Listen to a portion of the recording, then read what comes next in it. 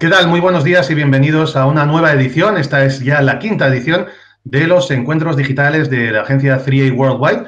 Como saben, estos encuentros los hacemos periódicamente tratando de llegar a aquellos sectores que están más de interés en la sociedad en cada uno de los momentos en los que emitimos este tipo de encuentros digitales. En las anteriores ocasiones hemos tenido la oportunidad de hablar, en primer lugar, de política y de estrategia política en redes sociales. En otras dos ocasiones tuvimos la oportunidad de hablar sobre el mundo de las startups, que como saben es algo que nos apasiona en la agencia 3A Worldwide. La última vez estuvimos hablando sobre la transformación del sector retail, cómo funciona la forma de comprar y vender hoy en día de cara a los usuarios en los diversos sectores y los diversos tipos de productos que se venden en el sector retail. Y hoy afrontamos un sector y una temática que es especialmente importante en el mundo en el que nos encontramos actualmente, los pilares de cualquier sociedad, que es la formación. Desde luego, desde 3A Worldwide, evidentemente, tenemos que estar muy pendientes del mundo de la formación, porque al fin y al cabo, como una agencia global, pues es algo de los puntos fundamentales, no solo para el crecimiento de la agencia como tal, sino también de lo que vemos, de lo que viene en la sociedad posteriormente, ¿no? Para hablar precisamente de cómo se adaptan estas estrategias de marketing a la hora de vender algo tan crucial como son los estudios, o cómo se aplican las nuevas formas de comunicación para llegar a los más jóvenes, entre otras muchas cosas que vamos a hablar en el día de hoy, tenemos a tres invitados de excepción que además nos van a permitir aprender mucho más sobre todo esto. Por un lado tenemos a don Javier Barrio Carrasco, director de Marketing y Comunicación de la Universidad CEU San Pablo. ¿Qué tal? Buenos días. Buenos días, muchas gracias por la invitación. Gracias a ti, Javier.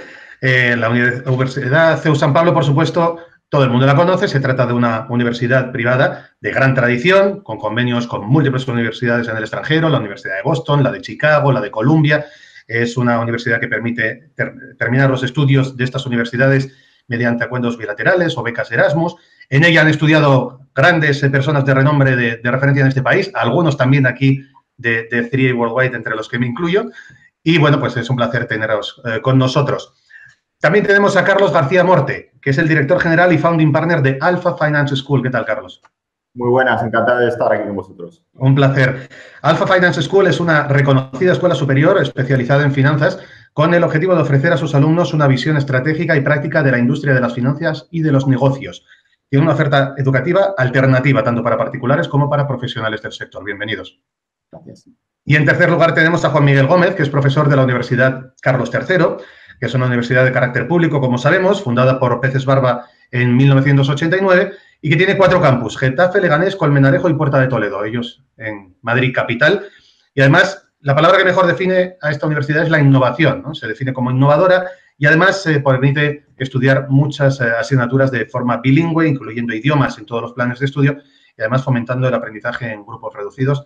¿Qué tal, Juan Miguel? Buenos días. Buenos días, gracias por invitarme. Pues el placer es todo nuestro y ahora pues vamos a empezar, si queréis, en el mismo orden en que os he presentado. Por supuesto podéis intervenir cuando queráis, pero para darle un poquito de forma. Contadme lo primero de todo, ¿cómo ha evolucionado la comunicación en el sector de la formación? O sea, ¿cuáles son las tendencias actuales y los retos actuales que tenéis con respecto a hace muy poquitos años?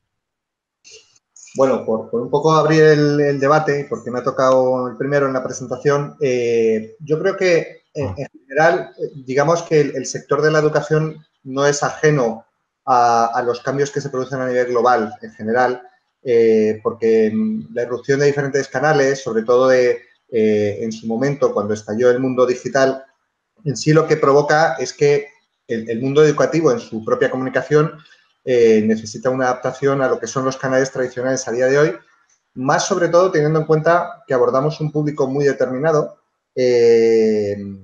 como decisor, como parte de la decisión de dónde estudiar y qué estudiar, dentro de la globalización que existe tanto de los propios canales como de, vamos a decir, de la múltiple información que podemos manejar. Y en ese sentido, yo creo que al final, como todos los sectores, el mundo educativo necesita de esa adaptación a la irrupción de la explosión de los diferentes canales que a día de hoy maneja y puede manejar cualquier usuario o cualquier futuro alumno o cualquier alumno actual. Obviamente el mundo digital nos da una amplitud tremenda y lo importante es conocer la regla de juego de cada uno de estos canales pero en sí, digamos que si vemos un poco el devenir de cómo ha sido la comunicación en los últimos años, insisto, desde el punto de inflexión con la aparición de Internet, pues al final realmente todos los sectores y el mundo educativo también lo que necesitan de alguna manera es de esta adaptación. Teniendo en cuenta además otro elemento importante, y es que la globalización de los alumnos cada vez es mayor porque si recordamos en su momento, probablemente muchos de nosotros cuando estudiamos no había tanta cultura de estudiar en el extranjero y viceversa. A día de hoy existe un número muy importante de alumnos que vienen desde fuera a estudiar a España, de diversos países, y este es un punto que también hay que tener muy en cuenta a la hora de adaptar los diferentes canales a todos estos públicos que pueden venir desde América Latina hasta cualquier país del mundo. Un poco en resumen, por no extenderme mucho tampoco en las respuestas para el resto de las personas, voy a dar un poco estos primeros puntos, ¿no?, de debate. Bueno, muy interesante. Además, yo creo que es importante la parte que has dicho de cómo captáis hacia el extranjero, que quizá yo no lo he puntualizado. Me gustaría también mucho que lo pudierais tomar también como referencia, Carlos y Juan Miguel, en vuestra respuesta. Totalmente. Yo, bueno, totalmente de acuerdo con Javier. O sea, al final este proceso de globalización que ha supuesto la incorporación tecnológica y la digitalización del mundo de la formación, como de otros sectores exactamente igual, lo que ha suscitado es la necesidad, primero, de tener equipos especializados en estas nuevas formas de comunicación para llegar a donde está tu público objetivo y, por lo tanto, la forma de vender se ha transformado. Y, por otro lado, también es importante tener en cuenta que esta forma de comunicación actual, estas nuevas herramientas que tenemos en nuestra mano para llegar al mercado y llegar a esos alumnos que, como bien decía Javier, ya no compites en un área local, ¿no? Al final, la digitalización, la ampliación al canal online, esto lo que hace es que la competitividad, yo ya no estoy luchando si tengo una universidad en Valladolid con Valladolid y las provincias cercanas, sino que al final estoy luchando entre comillas, quiero decir, desde un punto de vista competitivo, al final yo tengo la competencia de otras universidades que pueden estar localizadas en otro punto del mundo y que pueden tener una oferta educativa tan o más atractiva que la que tengo yo, ¿no? Por lo tanto, la competitividad también aumenta en ese sentido y, por lo tanto, tenemos que estar muy bien preparados, tenemos que tener equipos y tenemos que conocer exactamente dónde está nuestro público objetivo, cómo llegar a él y cómo hacer que esas nuevas formas de comunicarse, de impartir clases, de examinarse desde un punto de vista digital, puedan acercarse lo máximo posible a la experiencia del alumno de lo que es la formación presencial, ¿no? Entonces, en este sentido, es un reto muy importante de los próximos años, que ya venimos en los últimos años pues viendo cómo hay determinadas universidades que quizá ya han sido pioneras en estos canales online, pero vemos que el futuro está ahí, que los segmentos de crecimiento están en el online, ¿no? Entonces, la comunicación tiene que ir también muy relacionada con esos nuevos canales de formación. Lo de los canales, además, es muy, muy importante. Precisamente, Juan Miguel, tú tienes la perspectiva de una universidad pública. ¿La universidad pública en España se ha adaptado también a esta velocidad, a todo el tema digital y a estos nuevos canales digitales?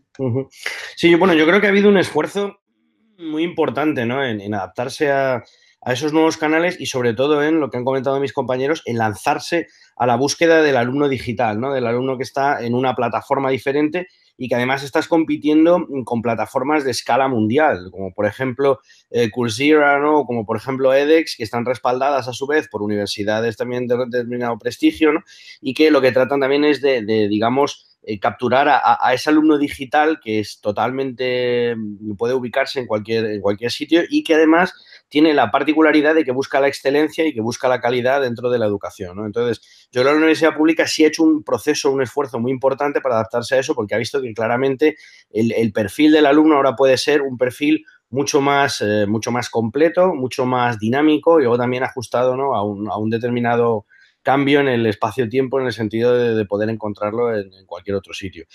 También creo que es muy importante ver la parte de la innovación, es decir, ahora mismo también el alumno potencial, el alumno digital, también busca elementos muy innovadores, elementos muy disruptivos dentro de determinados modelos de negocio, de determinadas tecnologías.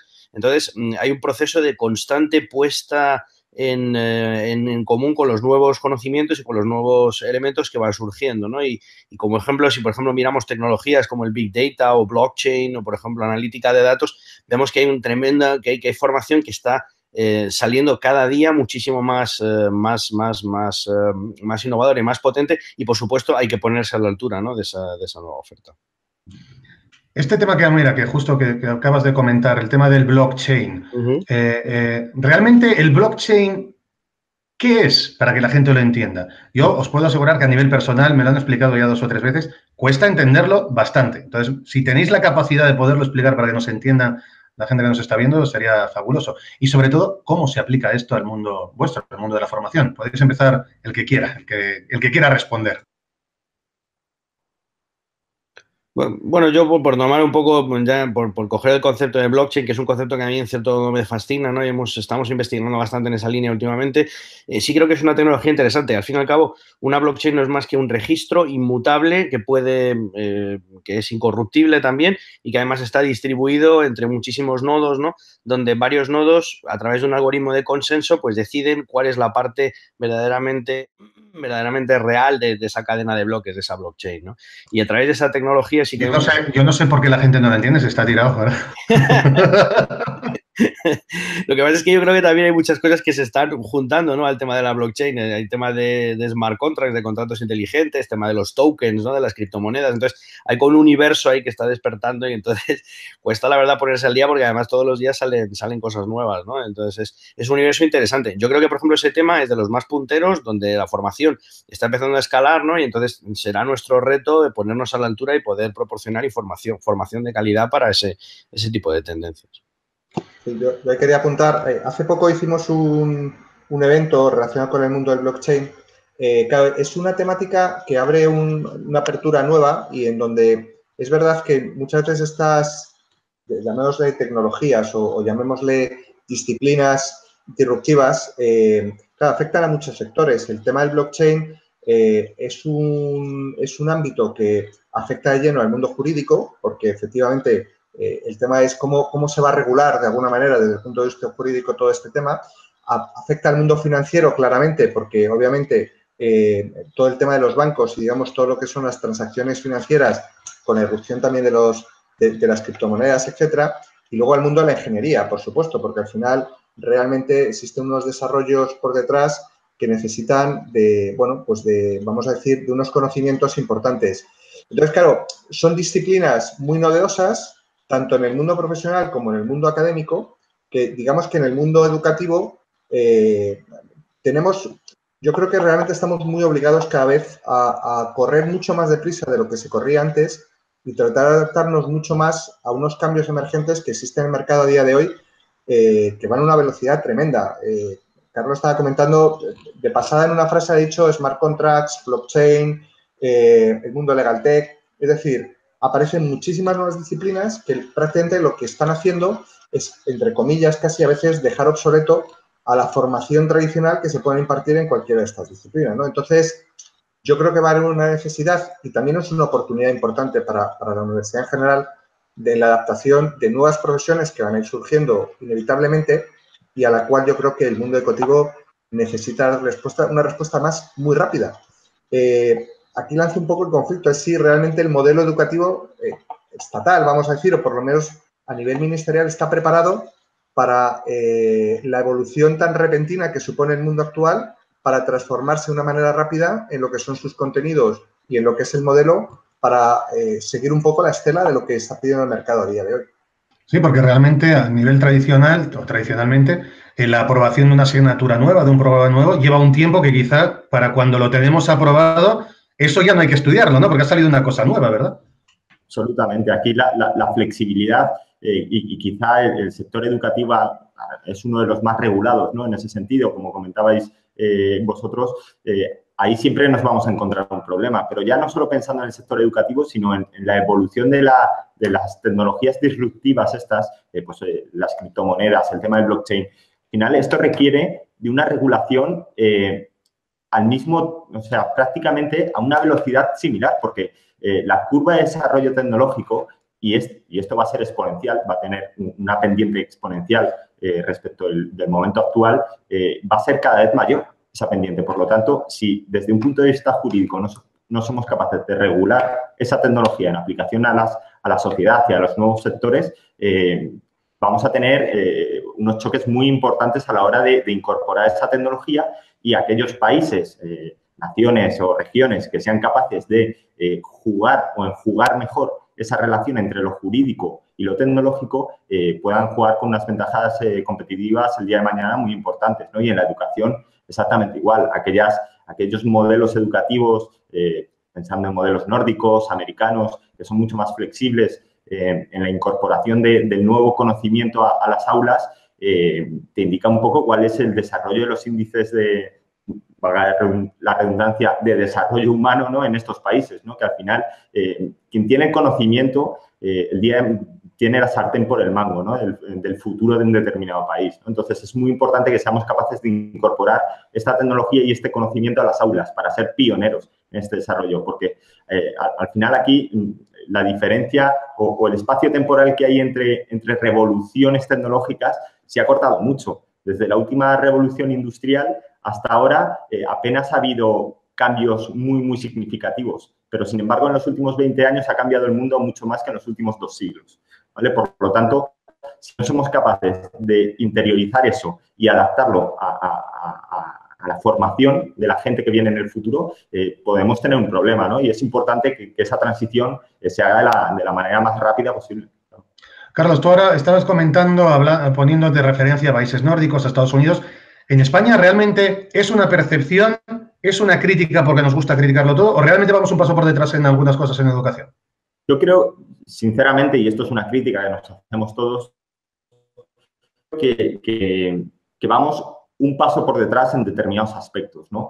Quizá esa sobreregulación a la cual hacíamos mención, sí que es cierto que al final lo que hace es introducir mayor rigidez al sistema, el hecho de no poder conceder determinadas licencias universitarias a gente que viene con proyectos nuevos, ¿vale? Y con proyectos de valor añadido, también limita la sana competitividad, y esto al final es siempre discutible, ¿no? Pero sí que es cierto que necesitamos de un mayor empuje en ese sentido para adaptarnos, saber mirar lo que hay fuera y poder coger, ¿vale? Porque al final esto vemos que fuera, en determinados mercados, hay determinadas instituciones que lo están haciendo muy bien. ¿Por qué no vamos a bajar un poco a tierra y decir, vamos a utilizar esto y vamos a replicarlo? ¿En qué manera lo podemos introducir, ¿no? Al final yo creo que tomar como referencia casos de éxito es positivo. Entonces, en ese sentido, yo creo que deberíamos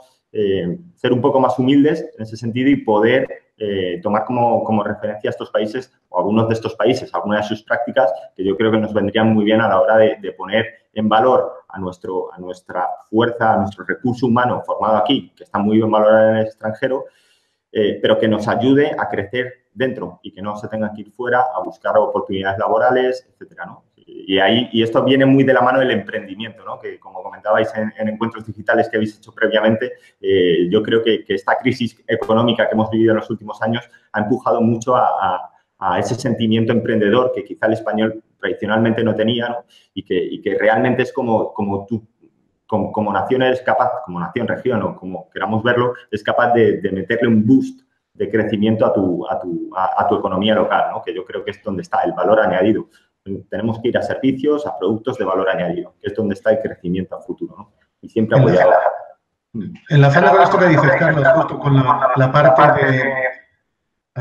tengo un retorno. La parte de las startups, del emprendimiento y también de la educación a nivel internacional. El otro día estaba viendo precisamente un gráfico en el que se habla del número de startups por zona geográfica, por región en ciertos países, y España, pues evidentemente, sobre todo en la parte de unicorns, ¿no? De las empresas que empiezan a facturar más de 1.000 millones, etcétera, etcétera, pues vamos un poquito, bueno, por no decir un muchito, por detrás de otras zonas como Estados Unidos, como incluso Israel, etcétera, que tecnológicamente son muy desarrollados. ¿Tiene que ver esto también con la educación o es simplemente que son países que por tradición hacen otra cosa? ¿O ¿Qué diríais vosotros? Si quieres, por ejemplo, Javier y luego Juan Miguel. Bueno, yo creo que en general, si tiramos el tiempo hacia atrás, España no ha sido un país con una cultura de emprendimiento desde hace muchísimo tiempo. Entonces, tal vez el mayor emprendimiento que tuvimos es cuando realmente, seguramente nuestros abuelos necesitaban crear sus propios negocios, a veces incluso para subsistir, ¿no? La panadería de turno, la cacharrería de turno en su momento, pero como digamos, en el mundo de empresa, nos ha llevado a esos entornos.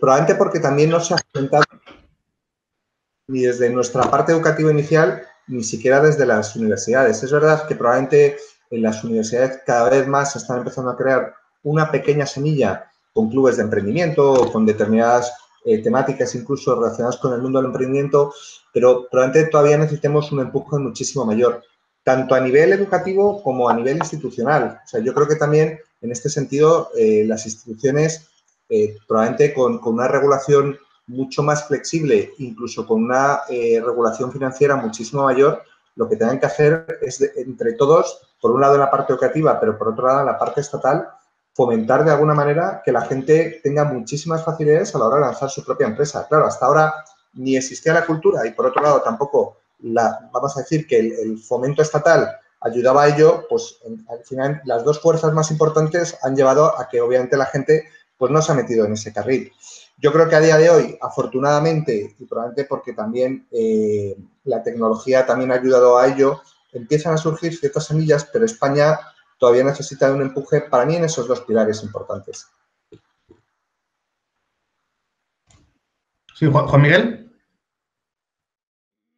Sí, yo concuerdo mucho con lo que ha dicho Javier, y quisiera también, en cierto modo, hacer un paralelismo efectivamente con uno de los países que se ha comentado, que es Israel, que yo he visitado varias veces, justo un poco por la cultura tan de startup, ¿no? La Startup Nation, que tanto se habla allí. Y también hay que recordar que Israel, en aproximadamente a primeros de los años 90, lanzó una iniciativa llamada Iniciativa Yozma, donde pues se trataba de fomentar el emprendimiento, ¿no? Entonces, la primera generación de toda esa gente que participó en el programa Yozma, sorprendentemente fracasaron prácticamente todos en su empeño y solamente 10 años después, aquellos que habían participado en Yozma, pero que volvieron a montar empresas, startups y volvieron a crecer, son los responsables de los unicorns de la primera generación, como Waze, por ejemplo, que se vendió a Google, o como otras empresas que hicieron eso. Entonces, quizá a nosotros nos falta esa parte, es decir, como bien dice Javier, ahora hay un cambio de mentalidad, una formación diferente, también hay una búsqueda, ¿no?, por parte de los alumnos también de ese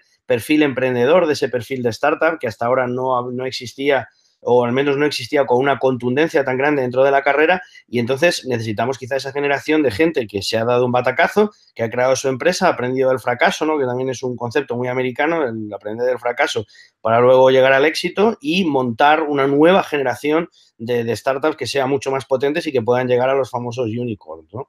Eso por un lado. Y luego también, para lanzar un mensaje, digamos, esperanzador, yo recuerdo hace años se hacían encuestas de qué querían los estudiantes después de la carrera, ¿no? Y, por ejemplo, había porcentajes muy altos pues que hablaban del funcionariado y un porcentaje muy pequeño que era de emprendedores. Y yo creo que eso se ha revertido totalmente y las últimas estadísticas es todo lo contrario. Los estudiantes, especialmente los del último curso, sí muestran afinidad con nuevos modelos de negocio, muestran afinidad con incubadoras, con aceleradoras, ¿no?, que se están creando. Entonces yo, lanzar ese mensaje, yo creo, positivo, de esperanza, de que creo que vamos en la buena dirección, pero como dicen mis compañeros, pues todavía queda mucho que hacer. Voy a aprovechar para haceros un par de preguntas que nos acaban de pasar ahora. Me acaban de pasar una selección de preguntas que nos hacen en redes sociales. Y una de ellas justo a colación de lo que hemos hablado hace unos segundos. @Jan Moreman pregunta, ¿os habéis planteado abrir la posibilidad de pagar en la formación de vuestros centros a través de la criptomoneda? ¿Creéis que es algo que pueda ocurrir próximamente? Si quieres empezamos por el CEU. Javier. Bueno, yo creo que primero en un sector que no es probablemente muy prolijo en sí la evolución, como estamos sabiendo, o por lo menos la disrupción, yo creo que primero probablemente la criptomoneda necesite, antes que llegar al mundo educativo, donde se pueda pagar de una forma, vamos a decir, normal, ¿no? Pero sí probablemente necesite de primero una regulación y sobre todo una comprensión clara por la población. O sea, yo creo que a día de hoy todavía existe mucha confusión, es un término ahora muy de moda, pero probablemente, como tú mismo decías al principio, con el tema del blockchain, probablemente el funcionamiento intrínseco de la moneda, bueno, probablemente lo que es la gran población todavía no lo conoce, o sea, todavía no se sabe realmente ni cómo funciona, ni la equivalencia, ni si eso se puede transformar luego en dinero líquido, por lo menos en dinero que manejamos en el día a día, ¿no? Entonces, antes que eso, el hecho de, a día de hoy, si pudiéramos incorporarlo en cualquiera de nuestras universidades, en realidad, bueno, sería casi más un tema de moda, decir, bueno, oye, lo tenemos ahí, pero en realidad el problema es que la gente primero necesita el conocimiento de qué consiste eso y a dónde puede llegar y luego, en muchos sentidos, bueno, pues llegar, si el día de mañana realmente es algo que prevalece en el tiempo, habrá que quitar muchísimos miedos a la utilización de una moneda no habitual, pues como en su día se pagaba a través de Internet, cuando se lanzó, etcétera, etcétera. Pero yo creo que todavía a día de hoy es algo que probablemente la gran población todavía desconoce, ¿no? Su propio funcionamiento. Pero es curioso lo que acabas de comentar, ¿verdad, Javier? Que hace años solo el pagar por Internet, ¿te acuerdas? Cuando la gente por primera vez tenía que poner una tarjeta de crédito en la red, decía, madre mía, ¿cómo voy a hacer esto? Que me van a robar. Y hoy en día pagamos todo por Internet, ya sea a través del móvil o todo conectado a Internet de un modo o de otro. Hoy estamos hablando de blockchain, que si llegamos a hablar de blockchain hace 2 años, la gente se habría dicho, ¿qué dicen estos señores, no? Por ejemplo, vosotros, Carlos, en Alpha Finance, ya que sois expertos financieros, ¿vais a cobrar en criptomoneda o lo tenéis pensado? Pues yo ahí en ese sentido estoy un poco de acuerdo con lo que dice Javier, ¿no? Básicamente porque a día de hoy, sin regular una moneda que ni siquiera tiene regulación, que la volatilidad que lleva sufriendo es descomunal, cobrar tus tasas en blockchain sería no saber muy bien cuánto estás cobrando por los estudios que estás impartiendo, ¿no? Entonces, yo creo que para que esto tenga la enjundia necesaria como para convertirse en una moneda alternativa utilizable a nivel global, debe estar, por un lado, regulada y, por otro lado, comúnmente aceptada, ¿no? Hasta que esos dos pasos primeros no se cumplan, yo creo que no podemos hablar más que de un instrumento financiero con el cual poder especular hasta que alguien pueda poner blanco sobre negro cuál es el valor real intrínseco que hay detrás de una tecnología como la de las criptomonedas, ¿no? Pero a día de hoy, obviamente, nosotros seguimos confiando en el euro, que no lo tenemos desde hace mucho tiempo, y ya cobrar en otras monedas extranjeras ya nos supone el hecho de tener la necesidad de cubrir determinados flujos de caja con swaps, ¿no? Entonces, en ese sentido, de momento no. Otra pregunta que tengo aquí de redes sociales, @rdb, también pregunta sobre algo que hemos comentado hace poquito. Durante la crisis, los jóvenes se han formado en exceso. Bueno, por lo menos eso opina @rdb. ¿Ha sido positivo o hemos llegado a un punto de desvirtuar los méritos de cursos y másters específicos? Esta es compleja, esta hay que pensársela. Bueno, yo, por empezar, yo creo que la formación nunca es excesiva, punto uno. Creo que lo que hay que tener es un buen plan formativo, es decir, primero tienes que tener claros cuáles son tus objetivos, cuáles son tus capacidades, cuáles son tus habilidades, teniendo en cuenta que vamos hacia un mundo cada vez más competitivo, que requiere de niveles de especialización mucho más elevados. Por lo tanto, si no estás en una espiral de formación continua, corres el riesgo de estar fuera de la ola, ¿vale? De quedarte, además, en periodos muy cortos fuera de la ola, precisamente por esa renovación tecnológica, por la incorporación de esa tecnología a distintos sectores que tradicionalmente no lo eran, etcétera, ¿no? Entonces, en ese sentido, yo creo que lo que hay que apostar es por educación, formación que sea estratégica en tu plan de carrera profesional, no presente ni futuro a 2-3 años, sino verlo como desde un prisma estratégico en los próximos 10-15 años, qué me va a aportar, a dónde quiero ir y cómo voy a hacerlo, ¿no? Y en ese sentido, yo creo que modelos de excelencia son los que te van a permitir estar allá donde quieras ir, ¿no? O sea, al final, en ese sentido, la formación es algo que tiene que estar ahí, que debiera ser de acceso para cualquier estudiante de cualquier región, de cualquier capacidad económica, y eso yo creo que la digitalización juega muy en favor de esto, ¿no? Al final, no es lo mismo si tenemos a una persona de la India que quiere y tiene la capacidad para estudiar el MBA de Harvard, tiene dos opciones, o naces dentro del 3% de la población de la India que tiene la capacidad de estudiar en Harvard, o lo tiene francamente muy complicado, ¿no? El hecho de la digitalización, la entrada de las nuevas tecnologías, el apalancamiento en costes que supone la aplicación de estas tecnologías en la impartición de formación de alta calidad hace que Abaratamiento, sí. Bien, correcto. De los costes, ¿vale? Juegue muy en favor de que los costes de esos propios estudios puedan ser más accesibles cada vez a un mayor número de gente, ¿no? Y si a eso le añadimos el acceso geográfico, puesto que ya se rompen las barreras fronterizas, pues obviamente eso es algo que va a ayudar a que todo el mundo sea cada vez más competitivo entre sí. Por lo tanto, la formación, la educación debe ser un permanente en la cabeza de todos los que estamos aún en el mercado laboral, ¿no? Bueno, ahora Carlos ha abierto un melón distinto, ¿no? Por antes habíamos hablado de las tecnologías y las nuevas tendencias en cuanto a cómo llegamos a los alumnos, pero ahora es el cómo educamos a los alumnos. La educación online. Una pregunta que os hago, Carlos más o menos ha respondido, pero a las dos universidades que tenemos hoy presentes, y además con la fortuna de ver dos puntos de vista, ¿no? Universidad pública, universidad privada. ¿La universidad online va a llegar a sustituir a la universidad física? ¿Va a ser solo un complemento? ¿Es un boom del momento? ¿Cómo lo veis vosotros? Bueno, yo creo que efectivamente es un tema muy interesante, es un campo de debate francamente fascinante, ¿no? Yo no creo que vaya a reemplazar nunca la universidad como tal presencial, ¿no? Y eso que la universidad es un invento antiquísimo, ¿no? Y ya en los tiempos, desde tiempos inmemoriales, el sistema no ha cambiado excesivamente, ¿no? Pero sí ha cambiado en la metodología y en la manera de incorporar otro tipo de metodologías. Y ya no es solo blended learning, donde podría ser un modelo más mixto, o la flip classroom esta, donde primero pues se ven todos los materiales y luego en clase se debaten, que son modelos interesantes. Yo creo que la universidad siempre viene también viene también a forjar una escuela de pensamiento, ¿no? Y una manera también de interaccionar a través, no son solo contenidos, sino también una serie de procesos mentales y una serie de procesos donde realmente la persona puede jugar a una formación mucho más abierta.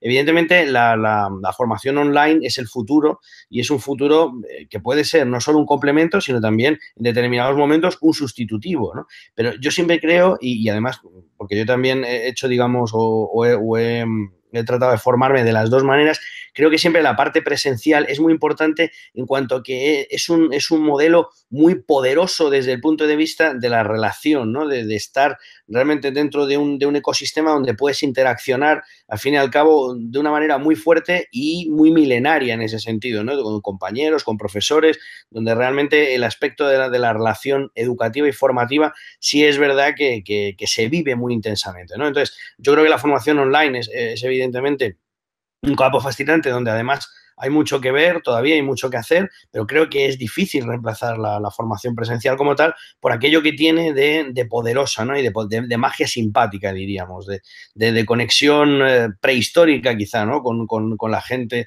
con la que estás interactuando mientras tienes un proceso formativo. Entonces, desde mi punto de vista, podría ser un sustitutivo, podría ser un complemento, difícilmente podría ser un sustituto total, ¿no?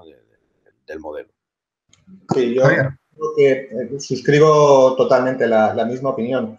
Es verdad que yo creo que el modelo educativo necesita un cambio, bajo mi punto de vista, en dos aspectos. No es tampoco un cambio radical, pero sí es verdad que tenemos que tener en cuenta que las nuevas generaciones directamente son absolutamente nativos digitales. O sea, ellos han crecido en un entorno donde casi el manejo del papel es hasta arcaico para ellos. Es decir, que alguien probablemente ya a día de hoy se coja unos apuntes en papel, le pongas ahí una lección y sobre todo busques que preste atención durante una hora y otra hora y otra hora de forma sucesiva con la cantidad de estímulos con las que están creciendo las nuevas generaciones, bueno, pues es un entorno probablemente complejo. Y es verdad que a día de hoy, en muchos casos, mantenemos un modelo muy tradicional que se basa en un profesor en un estrado y una serie de alumnos pretendiendo que, bueno, pues que de alguna forma sigan una lección más o menos magistral, pero que de alguna manera está muy adaptada probablemente a entornos un poco más primitivos. En ese sentido, yo creo que el uso de las nuevas tecnologías, tanto dentro como fuera del aula, nos permite, sobre todo, yo creo que un elemento muy interesante, y es que en realidad tu clase puede estar activa 24 horas y en ese modelo complementa perfectamente lo que puede ser el acudir a un aula de forma mucho más presencial y mucho más en contacto humana, vamos a decir. Y Y por otro lado, es verdad que en sí, yo creo que el modelo lo que está obligado no es tanto a que la tecnología sustituya o complemente, que también, pero sobre todo que de alguna manera lo que permita es que tenemos que tener muy en cuenta la filosofía del alumno que pasa día a día por las aulas, que en ese sentido probablemente no sea exactamente la de los alumnos de hace ciertos años, ¿no? Y ahí yo creo que la respuesta del modelo educativo está probablemente muy necesitada de cambiar ese modelo tradicional y llevarlo a terrenos mucho más prácticos y donde incluso interactúes con la tecnología dentro del propio aula, ¿no? Pero yo no creo que el mundo online y la formación online vaya, por lo menos en el corto plazo, a matar de alguna manera a lo que es la educación en contacto con las personas. Y bueno, está también esta opción que dices tú, ¿no, Javier? De combinar el que puedan tener acceso a la tecnología dentro del aula, lo cual también estoy de acuerdo con una cosa que has puntualizado, porque como sabes, pues tengo la fortuna de impartir clases, entre ellos en la Universidad San Pablo CEU, y a mí me da la impresión, y esto es no suelo opinar en estos debates, suelo más bien moderar, pero me da la impresión que muchas veces es una distracción importante. O sea, que la persona que tienes delante, al fin y al cabo, tiene un ordenador en el cual se puede enfrascar, puede centrar toda su atención ahí, y luego, pues lo que tú dirás le puede interesar más o menos que la página que está viendo en ese momento o que la red social que está consultando. Entonces, sin desmerecer, que evidentemente es una gran herramienta, pero sí, quizá, como ha sido todo tan rápido, falta un proceso de adaptación, ¿no? Para utilizarlo lo mejor posible. Voy a haceros una pregunta que manda en tanto en cuento, y esta está relacionada, por lo que leo, a lo que hemos comentado antes de las diferencias entre los países, ¿no? Arroba en tanto en cuento pregunta, ¿qué valor se le da en España a un doctorado? ¿Por qué fuera del mundo académico las empresas le dan tan poco valor en comparación con otros países donde sí se valora? Libremente, el que queráis. Juan Miguel. Bien, este es un tema recurrente y de gran importancia, ¿no? Yo hice el doctorado en Irlanda y siempre tenía ese miedo, ¿no? De efectivamente, qué sucederá cuando vuelva a España, cuál es el valor que se le da al doctorado. Hay que decir, yo creo, dos cosas importantes. La primera, es verdad que el doctorado tiene una gran relevancia en la carrera académica hasta tal punto de que el doctorado, como lo solemos decir a la gente cuando termina la tesis, es el comienzo de tu carrera académica y tu carrera investigadora. No es el final, como mucha gente podría pensar, sino es el comienzo. Y también es verdad que es prácticamente una condición sine qua non si quieres realizar una carrera académica. Ahora bien, respecto a la relevancia de las empresas, yo creo que también eso está cambiando.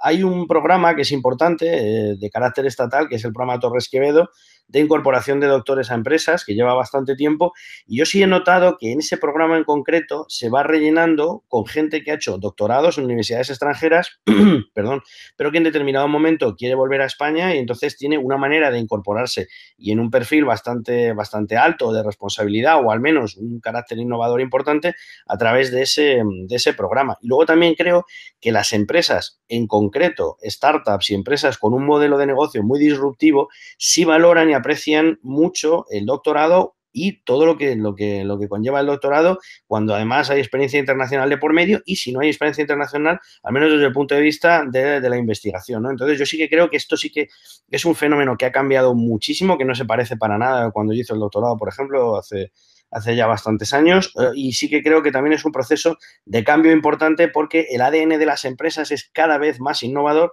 el ADN de las empresas es cada vez busca ese tipo de perfil que se sale de la norma, y creo que el doctorado pasa a ser un título verdaderamente valioso. Entonces esa es la opinión.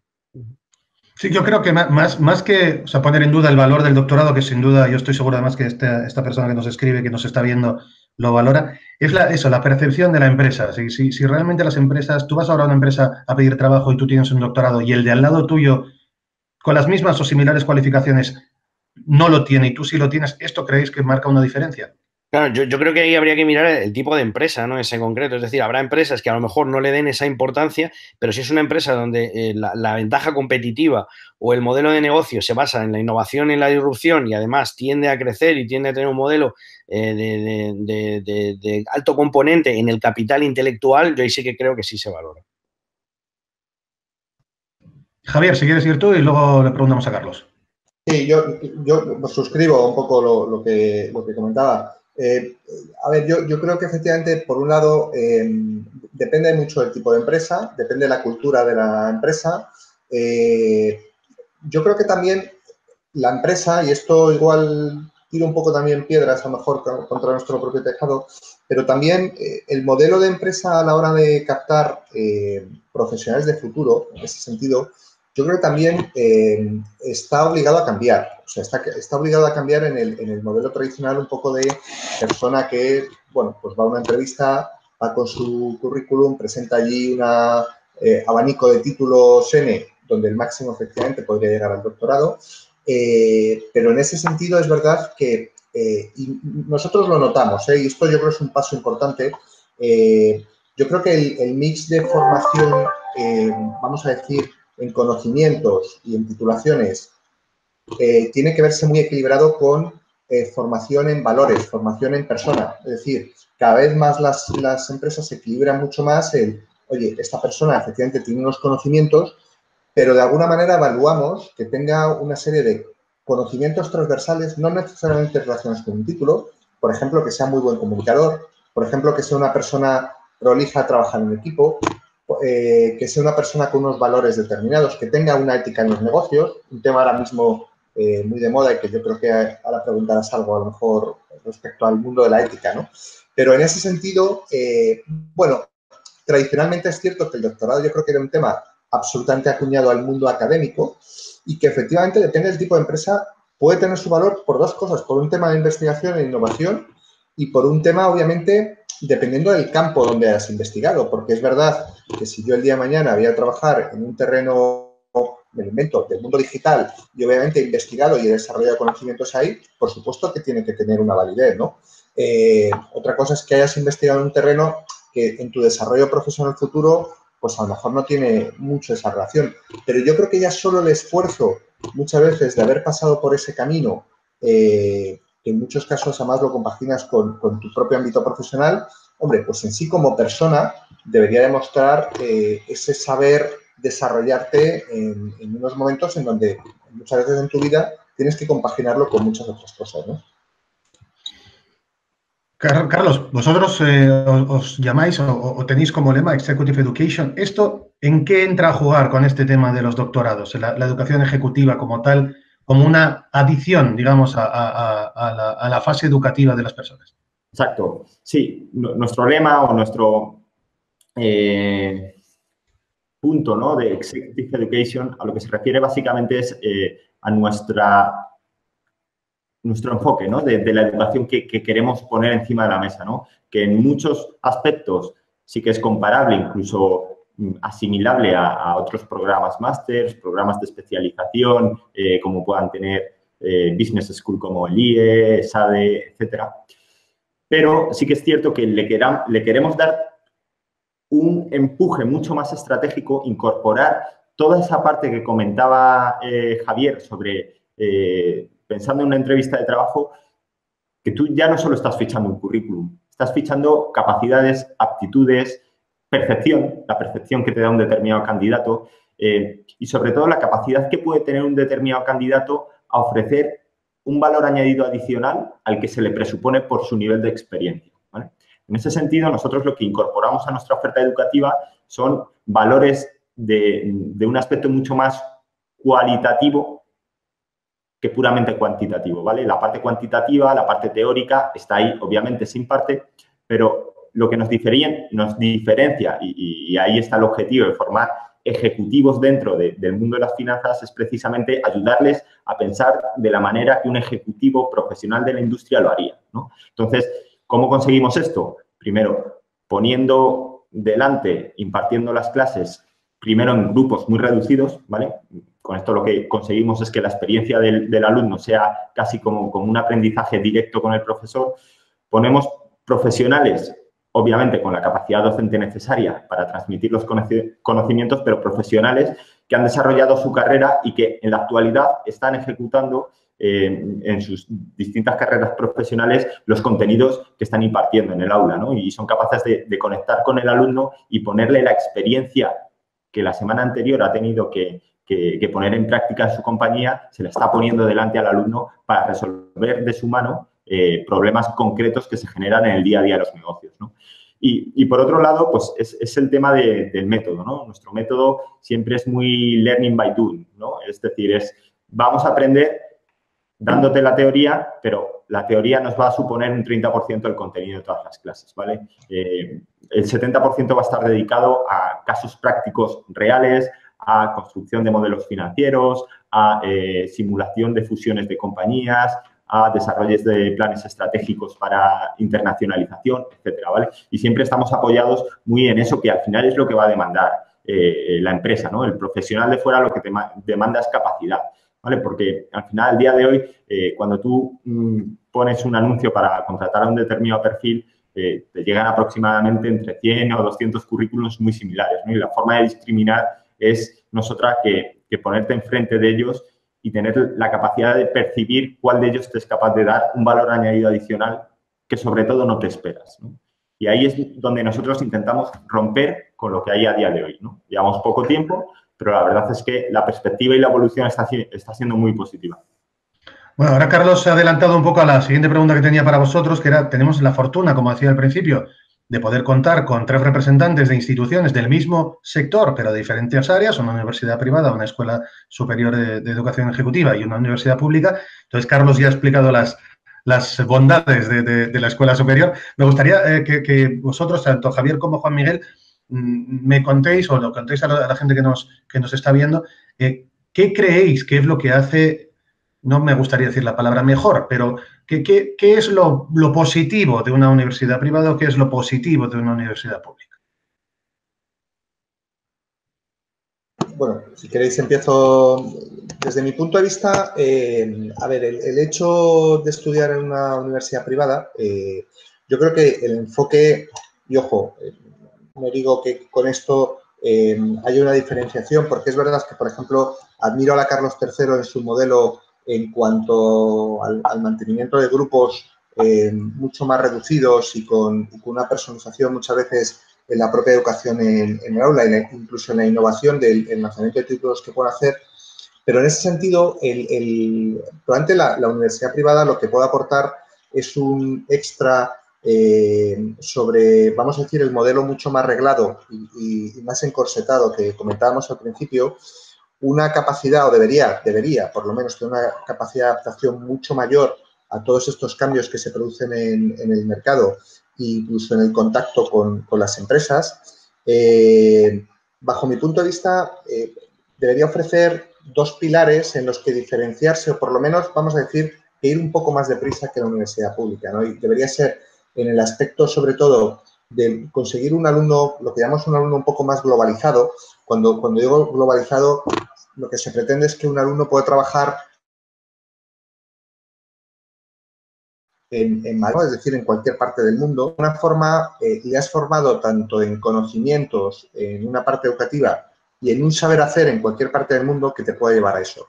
Y 2, y por otro lado, también importante, el tener un contacto muchísimo más estrecho con el mundo empresarial y sobre todo con la innovación que presenta a día de hoy el mercado. Yo creo que una de las grandes críticas de la universidad en general es la falla que ha existido tradicionalmente entre el mundo universidad y el mundo empresa. Y a día de hoy, las propias empresas, afortunadamente, están empezando a tender muchos hilos para que el mundo universitario se aproxime a ellas y viceversa. Y esto yo creo que lo que debe hacer es enriquecer de alguna manera este formato. Por otro lado, como os decía, yo creo que esa flexibilidad y esa capacidad por ampliar mucho más lo que es el modelo tradicional, o por lo menos el modelo mucho más arreglado, es lo que debería permitir, bueno, pues ir un poco más deprisa en ese sentido, ¿no? Bajo mi punto de vista, si bien, como decía al principio, es verdad que yo creo que hay modelos de universidad pública que casi se empiezan a parecer más a modelos de universidad privada que viceversa. Y la Carlos III para mí es un claro ejemplo, ¿eh? Juan Miguel.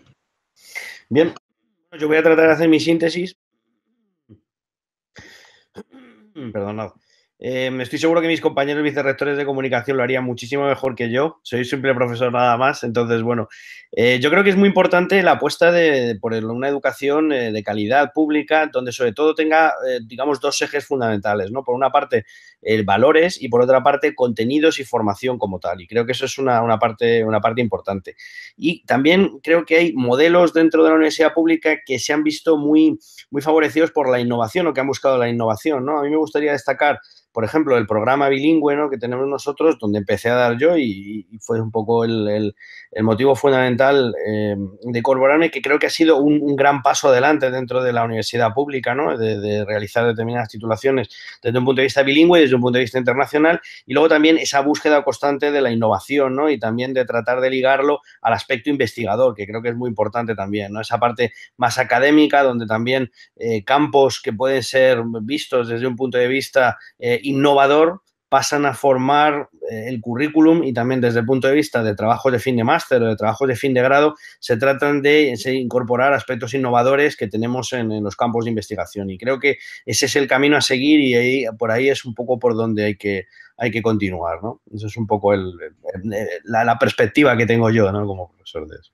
Yo, Juan Miguel, te tengo que preguntar, evidentemente, como aquí estás como representando a la universidad pública, el último caso que hemos tenido en las noticias durante semanas en los medios de comunicación española sobre el famoso máster de la Universidad Rey Juan Carlos.